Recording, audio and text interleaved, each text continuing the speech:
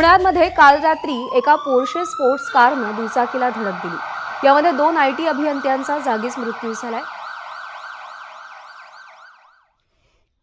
बाप्पा, आलास? ये बरा आहेस ना? मी बरा नाही आहे रे. गेल्या 1 वर्षात खूप काही बदललं रे. आता हीच घटना बघ ना. एका बड्या बापाच्या बिघडलेल्या मुलाने दारू पिऊन भरधाव वेगाने कार चालवत 2 निष्पाप जीवांना चिरडलं. त्यांचा जागीच मृत्यू झाला.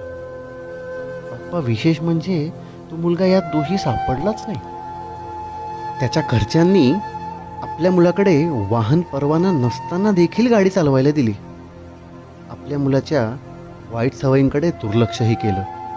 त्या बार मालकाने केवळ पैशांसाठी नियम पायदळी तुडवत त्या अल्पवयीन मुलाला दारू दिली. आणि पोलिसांनी सगळ्या गोष्टी माहीत असून देखील तपासात मुद्दामून दिरंगाई केली असावी. त्या बड्या बापाच्या मुलाचे चोचलेही पुरवले. आणि ह्याला वाचवायला आमच्या राजकीय नेत्यांनी रात्री बेरात्री पोलीस स्टेशनमध्ये हजेरी लावली.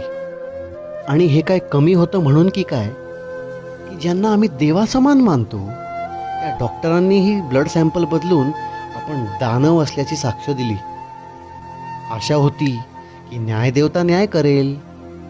पण बाप्पा, न्यायदेवतेने देखील 300 शब्दांच्या निबंधाच्या अटीवर त्याचा जामीन मंजूर केला आणि आपलं कर्तव्य कसं बसं पार पाडलं. बाप्पा, हे असंच चालत राहणार का?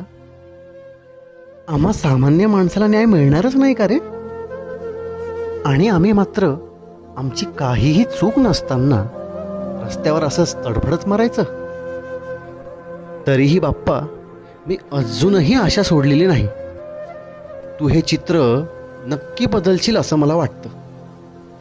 माझी प्रार्थना तुझ्यापर्यंत पोहोचेल आणि कदाचित पुढच्या वर्षी तू येशील तेव्हा मी आनंदाने, उत्साहाने तुझं स्वागत करेल. बाप्पा, या नावातच समाधान आहे रे. खरंच घडेल ना रे असं?